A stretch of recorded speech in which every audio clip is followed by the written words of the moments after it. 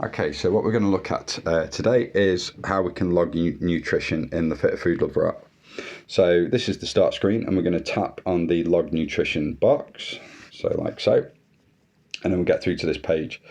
So to start with, just to add some basic meals in, we'll tap the plus sign at the bottom left, and then we get the two options. So if I've set you a meal plan, then you will have meal templates that you can select from.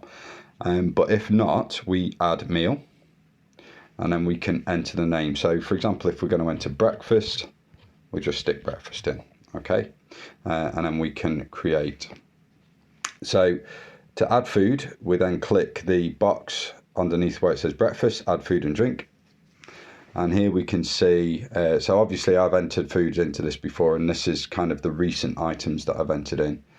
All right, so you can actually see that if you're eating very similar foods, then those recent items could be very, very useful. So you've also got the option for entering a barcode. So scanning a barcode, so the barcode symbol up in the top right corner, if we press on that, we will notice that we get a scanner there, and we enter the barcode on that, and it will scan it and come up with your barcode. So go back.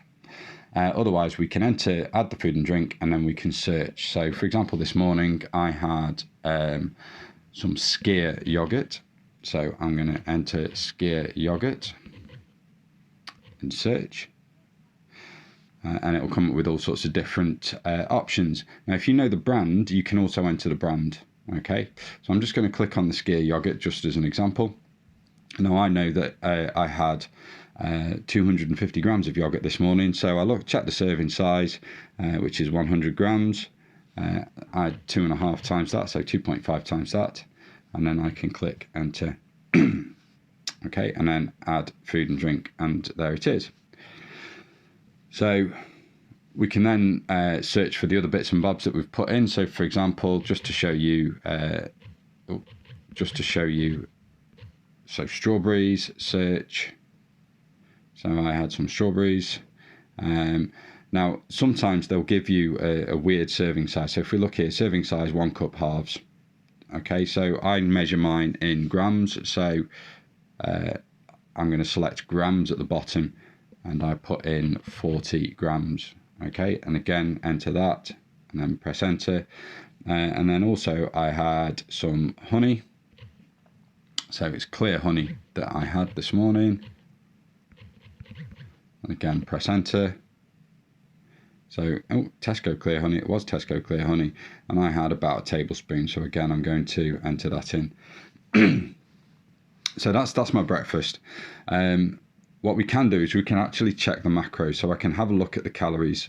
It will tell you the total calories up at the top, but if, for example, you wanted to see what your calories were for the day, if we tap on the view macros, okay, and then we can see the list. So we've got the calories, protein, carbohydrates, fats, and so on, and that'll give you the list and the totals that you've got for each. Now on the left of that, where the target column is, I may well have set you a target for your calories and your proteins. Okay, so you can actually compare what you've got there, and on the right hand side where it says left, that tells you how much you've got left for the day for those particular macronutrients. As I've said to you before, calories are key, so making sure that you're within your calorie target, and then the next one is to make sure that you're trying to get close to your protein target or above it. Okay, don't worry if you don't quite hit it, as long as you are close. And then for carbohydrates and fats, don't worry too much about those. Some days you'll have more carbohydrates, some days you may well have more fats. That's absolutely fine. All right, so don't worry too much about that. So we're going to shut that screen down. Now the other thing you can do with this is the 3 dots at the top on the right of where it says breakfast. If we tap on those, then we have options to either rename the meal, we can view the macro specifically for that meal, or we can save the meal as a template. And that's a particularly useful thing to do. So if you're going to have the same breakfast every morning, then you can save the meal, and then we can perhaps rename it. So breakfast, and then I'm going to rename it as skyr and fruit. Okay, so, or skyr and let's say specific skyr and strawberries. Okay, so that's something that I may well have every morning or a couple of times a week. So rather than re-enter, I'm going to save that. Okay, so once we've saved that nutrition, we can then save the nutrition log, and it will take us back to this screen. All right, so again, I'm just going to show you how we use the template. So we're going to go into the log of nutrition, and this time I know, so this is the breakfast that we've just had, so I'm going to enter the date up at the top. So perhaps you want to enter your food in advance, so we're going to enter the date at the top, and we're going to go to tomorrow. So this is tomorrow's. Now I know I'm going to have the same breakfast, so if I add at the bottom again and then add meal from template, then what we can see is there's that breakfast of skyr and strawberries. So I can then tap that, add the meal from the template, and it will add it in there. So this can actually save time. If you're having breakfasts that are typically the same, or meals that you'll have regularly, if you save them within your templates, you can then very quickly add them again. And for example, you may well have found that actually tomorrow I've only got 200 grams of yogurt because I've used it for something else. Then we can edit that very quickly, like so.